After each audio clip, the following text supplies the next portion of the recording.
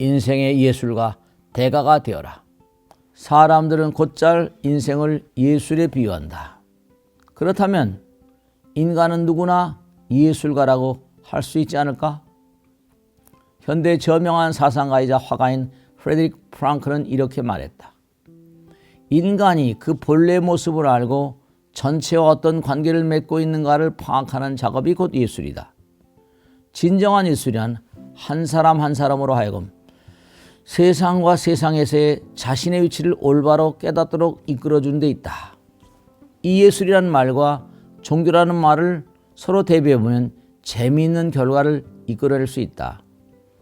오늘날 우리가 사용하는 종교는 religion의 번역어인데 그 본래 의미는 파편화되고 분화된 것, 조각난 것을 한데 묶어 되붙인 일을 의미한다. 그러니까 작은 나, 파편화된 나를 전체 나로 승화시키는 작업이 곧 종교라고 할 수 있다. 그래서 종교를 우주 전체 속에서 내 자리를 깨닫는 것이라고 한다. 이렇게 본다면 예술과 종교 사이에는 어느 정도 일맥상통하는 점이 있음을 알게 된다. T.S. 엘리어트는 종교나 예술이나 마찬가지로 사람의 정신이 꽃피어날 가능성을 높이고 아름다운 능력을 길러준 데서 시작되며 예술은 자기 것의 표현이 아니고 자기 것을 넘어선 세계의 표현이다 라고 양자를 접목시키고 있다. 결국 인생을 예술이라고 부르는 것은 삶 자체, 삶의 본질이 구도자적인 자세를 요하는 예술과 많이 닮아있기에 하는 소리일 것이다. 우리는 부처님의 가르침대로 불자로서의 삶을 구도자답게 예술가답게 펼쳐나가야 한다. 그러니까 우리는 모두 삶의 대가가 되어야만 하는 것이다. 삶의 대가들이란 인생에 대해 깊은 깨달음을 지닌 사람들이다. 깨달음이란 어떤 휘황찬란한 경지가 아니라 우리 안에 있던 본래의 나를 되찾는 작업이며 잃어버린 나의 회복을 의미하는 말이다. 삶의 예술가, 삶의 대가가 되기 위해서는 진정한 자기의 회복이 절실하다. 진정한 의미의 자기 회복이란 우리들 안에 있는 온전한 알갱이를 되살려내는 일이다. 프란츠 카프카의 표현을 빌리자면 붉은 고깃덩어리 속에 들어있는 이름도 모르고 성도 모르는 진짜 사람을 만나는 작업인 것이다. 진짜 사람을 만나는 길이 곧 도의 길이고 내면으로 떠나는 영원한 순례의 길이다. 올바른 가르침이란 바로 자기 속에 진짜 사람을 일깨워 온전하게 꽃피우는 작업이다. 그리고 자기 속에 진짜 사람을 파악하는 것이 곧 깨달음이다. 올바른 깨달음이란 자신에게 충돌하는 것이 아무것도 없으며 자신의 반대자가 아무도 없는 경지라고 할 수 있다. 천상천하 유아독존이 바로 그와 같은 경지를 이루는 말이 아니겠는가. 상대가 없는 절대 경지를 깨달음의 경지라고 한다면 그 자리는 대립과 충돌 그리고 갈등을 넘어선 부처님 자리라고 할 수 있다. 깨달음의 경지에 이른 사람은 참으로 조화 속에 삶을 자지하게 이끌어간다. 반대자처럼 보이는 것이 나타난다 해도 그 역시 자기를 살찌우기 위한 부처님의 배려로 여길 따릅니다. 시계의 톱니바퀴를 보라. 바른 편으로 도는 톱니바퀴는 왼편으로 도는 톱니바퀴를 반대자로 여기지만 시계라는 전체 입장에서 본다면 두 톱니바퀴는 별개가 아니다. 반대자가 있기에 도리어 조화를 이루어 전체가 가능하게 되는 것이다. 만상은 모두 빛과 그림자로 이루어져 있고 모든 그림 역시 명암이 교차한다. 그림자 없는 그림은 있을 수 없다. 그림자는 빛을 돋보이게 하고 어두운 부분은 밝은 부분을 돋보이게 한다. 세상에 있는 모든 것 가운데 필요하지 않은 것은 하나도 없다. 이와 같은 깨달음을 얻은 사람을 두고 토마스 칼라일은 이렇게 말했다. 나는 보다 높은 세계를 본 사람의 얼굴에서 빛남을 보고 그 눈동자에서 반짝임을 본다. 깨달은 사람의 마음은 실로 자유롭고 자대하다. 만상이 덧없음을 아는 깨달음의 수행자는 고정된 관념이 파멸을 불러온다는 사실을 잘 알고 있다. 천편일률적인 것으로는 사물을 되살릴 수 없다. 자유자재한 지혜가 없으면 그 어느 것도 이루어지기 어렵다. 피아노를 망치로 두들기는 바보는 없다. 피아노 건반에는 섬세한 손이 필요하다. 그러나 못을 막는 데는 손이 아니라 망치가 필요하다. 만상을 면밀히 통찰한 사람은 자유자재한 지혜로 만상에 대한 뜰에 풀이 자라나면 운치가 있다고 여기는 사람이 있는가 하면 길을 쓰고 그것을 뽑아버리는 사람도 있다. 화단에 떨어진 꽃잎을 보고 아름답다고 생각하며 그대로 놔두는 사람이 있는가 하면 보기 싫다며 악착스레 쓸어버리는 사람도 있다. 그렇게 사랑도 지혜가 없으면 상대방에게 도리어 상처를 주는 경우도 있고 실천도 융통성이 없으면 상대방을 해치는 수가 있다. 자유자재한 지혜와 융통성 있고 면한 마음을 가져야 모든 상황에 알맞게 대응할 수 있는 법이다. 마치 물이 유연하기에 어떤 형태로든 변모하고 환경을 따르며 바다로 나가듯이 말이다. 무엇이든지 오거라 모두 받아주리라. 모든 것을 기꺼이 받아들여 나의 성장을 위한 비료로 활용하리라. 고통도 좋다. 불행도 좋다. 모든 것이 다 좋다. 이렇게 생각할 때 고통도 불행도 결국은 사라져버리고 번영의 대도를 달리게 되는 것이다. 말의 힘으로 마음을 다스리자. 여러 사람들과 상담을 하다 보면 그 문제가 아무리 어려운 것이라 해도 대개는 마음의 문제로 귀착된다.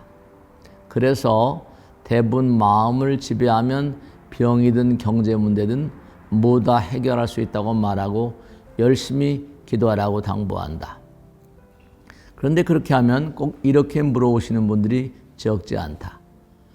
스님, 마음을 굳게 먹고 그렇게 하지 말자. 그렇게 해서는 안 된다 생각해도 뜻대로 되지 않는 경우가 다반사인데 그럴 때는 어떻게 하면 좋습니까? 아닌 게 아니라 두려워하지 말자 해도 두렵고 화를 내지 말자 해도 화가 나는 것을 참기 어렵다. 또 아무리 흐트러지지 말자 해도 흐트러지는 것이 마음이다. 그래서 옛사람들도 정말 마음이란 놈이야말로 마음을 어지럽히는 놈이다라고 했던 것이다. 그렇다면 어떻게 해야 이렇게 다스리기 어려운 마음을 뜻대로 다스릴 수 있을까? 부처님은 마음을 다스리고자 할 때 말의 힘이 중요하다고 강조하셨다.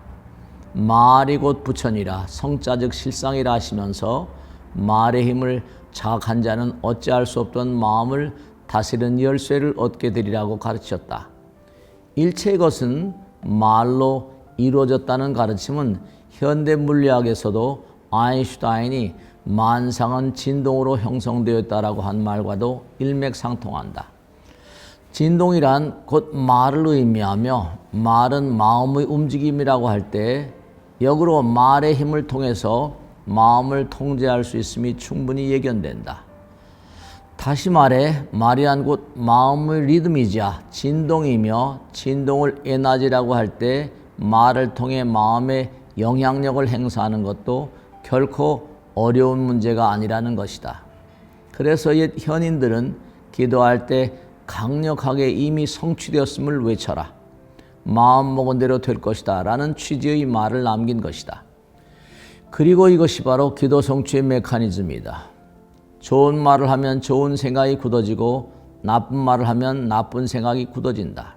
피터 drucker란 유명한 경영학자는 늘 확신에 찬 말을 하고 지내다 보면 자신도 모르게 확신을 갖게 되고 엄청난 추진력을 이끌어낼 수 있다라고 말했다. 자신감이 가득한 말을 하며 지내다 보면 반드시 무엇인가 형상화된다. 탁하고 오염되고 불결한 말을 쓰는 사람은 반드시 생활도 그렇게 흘러간다. 이 같은 말의 힘을 통해 마음을 다스리고 뜻한 바를 성취하려면 다음과 같은 발언문을 써서 크게 독송하는 것이 좋다. 나는 이 일을 하도록 부처님에게 사명을 받은 사람이다. 두려워할 것 없다. 부처님의 지혜가 나를 이끌어 주신다. 나는 성공하도록 운명이 예고되어 있다. 마음의 세계에 이미 성취되어 있다. 마음의 세계에서 성취된 일은 반드시 현실 세계에서도 성취된다. 나는 반드시 이 일을 성공적으로 해내리라. 우리가 자신에게 반복적으로 전하는 메시지의 위력이 대단한 것과 마찬가지로 우리가 남에게 그리고 남이 우리에게 건네는 말 한마디 역시 가공할 위력을 발휘한다는 사실을 잊지 말아야 한다. 실제로 사람의 운명이 선생님의 평범한 말 한마디, 부모나 친구의 말 한마디에 좌우되는 경우를 적지 않게 볼 수 있다. 따라서 우리는 부정적인 언어의 사용을 삼가야 한다. 우리는 말이 곧 부처님이요 말 한마디에 자타의 운명이 달려있다는 사실을 명심하고 좋은 말의 활용에 이전보다 더 큰 노력과 관심을 기울여야 한다. 또한 결코 남에게 저주의 말을 하지 말아야 하며 남에게 저주와 비난과 질책을 받는 일이 없는 건전한 생활 태도를 확립해야 할 것이다. 현생 너머의 광대한 세상에 눈을 떠라. 꿀벌을 연구한 학자들에 따르면 꿀벌은 특유의 광파 측정기를 보유하고 있어서 사람이 감지하지 못하는 적외선을 포착해서 그 흐름을 따라 움직인다고 한다. 다시 말해 벌들은 그 같은 탐지기를 이용해서 수십 리길을 날아가 꿀을 채취한다. 나비도 기막힌 탐지기를 가지고 있다. 그 탐지기를 이용해서 당분의 유무를 판정한 후 다리를 뻗는다. 모기 역시 마찬가지다. 모기는 반드시 민물에다 알을 낳는데 전파 탐지기를 물에 집어넣어 바닷물과 민물을 구별한다고 한다. 개미도 특유의 탐지기를 가지고 있어 아무리 먼 곳으로 먹이를 구하러 가도 정확히 자신의 집을 되찾아온다. 식물의 경우도 예외는 아니다. 모든 식물들은 특수한 색깔을 취한 인자가 유전 형질 속에 들어있어 저마다 특유한 색깔의 꽃을 피운다. 또 빛을 탐지하는 장치가 있어 모두 해를 본다. 뿐만 아니라 소리를 구분하는 탐지기 역시 가지고 있다고 한다. 팝송이나 고전음악을 들려주면 성장 속도가 빨라지고 발로 툭툭 차면서 저기를 보이면 점차 시들다 죽는다는 연구 보고가 나와 있다. 사람도 생물인지라 특유의 탐지기를 가지고 있다. 인간의 귀는 고도로 정밀한 탐지기이다. 귀는 25사이클부터 1만 2천 사이클 정도의 파장을 체크해낼 수 있다. 한 공간에 살아가면서도 이같이 모든 생물들은 저마다 별난 세계를 유지하며 독특한 생활을 전개해 나가고 있다.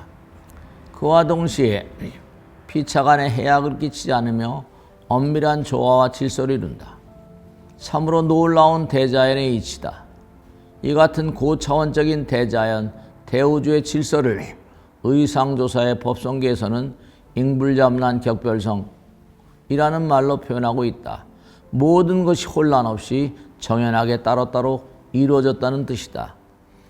그런데 이다지도 엄밀한 조화와 질서 속에 살면서도 참으로 묘한 것은 모든 생물들이 자신이 지니고 있는 탐지의 한계성 탓으로 그 바깥 세계를 전혀 감지하지 못한다는 점이다. 인간의 경우만 하더라도 불완전한 감각기관을 지니고 사는 탓에 보이고 들리는 세계만이 전부인 양 착각하고 있으니 말이다. 눈의 불완전함을 보완하려고 현미경과 망원경을 만들어냈지만 그것 역시 더 작고 더 먼 물체를 감지하기에는 역부족이다. 귀도 마찬가지다. 수억만 수조 메가사이클의 광범위한 파장의 영역 가운데 극히 미세한 부분만을 체크할 따름이다. 그런데도 인간은 그것이 전부인 줄로 착각하는 어리석음을 저지르고 있다. 이처럼 모든 생물들이 나름대로 가지는 한계는 불교에서는 업이라고 부른다. 광대무변한 우주에는 인간이 보고 들을 수 있는 세계 너머에 또 다른 무한대의 세계가 있다는 사실을 아미타 부처님께서는 무량광, 무량음, 무량수라는 말로 표현했다. 사바세계에서는 7가지 가시광선의 혼합색만을 볼 수 있다. 그에 비해 아미타 부처님의 세계는 무량한 광선으로 구축되었으니 얼마나 장관일까. 또 사바세계에서는 7가지 음으로 된 음악, 즉 7음계의 음악만이 전부이고 다만 그것만을 들을 수 있다. 아미타 부처님의 세계에는 음의 한계를 뛰어넘어 무량한 음의 조화가 울려 퍼진다고 하니 가히 상상을 초월한다. 이렇게 보면 화엄경에 나오는 부처님의 다음과 같은 가르침을 금방 이해할 수 있을 것이다. 사과나무에 사과가 일리고 배나무에 배 갈리듯이 중생의 업이 저마다 달라 사는 세계도 저마다 다르다. 눈에 보이는 대우주와 그 이면의 세계는 무수한 종족과 무량한 중생들이 살고 있다. 보고 듣는 것 이외의 세상이 광대함을 알라 마음이 몸의 결박으로부터 풀어질 때 광대한 세계에 눈이 뜨이리라. 우리는 대부분 보고 들리는 세계가 삶의 전부인 줄로 착각하고 살아간다. 그러나 이제 부처님의 가르침에 따라 그 밖에도 광대한 세계가 있다는 사실을 잊지 말아야 한다. 여기 얼음이 있다고 해보자. 얼음에 열을 가하면 녹아서 물이 된다. 그 물을 끓이면 수증기가 된다. 수증기가 눈에 보이지 않는다고 해서 없다고 할 수 있을까? 그와 마찬가지로 우리는 이 몸을 등지면 보이지 않는 세계로 옮겨간다. 그래서 우리가 오란분절에 돌아가신 부모와 조상을 위해 열심히 기도를 올리는 것이다. 그분들은 우리의 눈에는 보이지 않지만 엄연히 존재하며 우리들을 지켜보고 계신다. 실제로 우리의 상념이 정화되면 얼마든지 그들과 교신이 가능하다. 우리가 꿈속에서 돌아가신 분들과 만나거나 하는 것은 그들과 상념의 파장이 맞아떨어졌기 때문이다. 상념은 우주공간 속에서 전파처럼 움직인다. 우주공간에는 무수한 전자파가 동시에 존재하면서도 서로 간섭하거나 방해하지 않는다. 얼굴이 다르고 마음이 다르듯이 각각의 전파가 고유하기 때문이다. 만일 라디오처럼 고유의 전파를 잡아내는 장치가 있다면 망자들의 상념을 체크해내지 못할 까닭이 없다. 살아있는 사람도 마음의 흐름이 달라지면 몸에서 발사되는 파장이 달라진다. 그것을 아우라 측정기를 통해 과학적으로 검증이 되었다. 같은 마음을 지닌 사람들은 아우라의 빛도 같듯이 마음의 파장 즉 상념을 맞추면 영혼과의 대화도 가능하다. 그러한 일이 대체로 꿈속에 일어나는 이유는 잠을 잘 때 육체의 감각에 방해를 덜 받기 때문이다. 물론 아우라는 우리의 눈에는 보이지 않는다. 그러나 우리의 눈에 보이지 않는 세계 존재들은 그 아우라의 빛깔에 감응한다고 한다. 그러므로 우리가 아무 말도 않고 아무런 행동도 하지 않는다고 해도 그 마음은 늘 보이지 않는 세계 존재들에게 체크당하고 있음을 잊지 말고 마음의 순환을 통해서 영혼의 길을 준비해야 한다.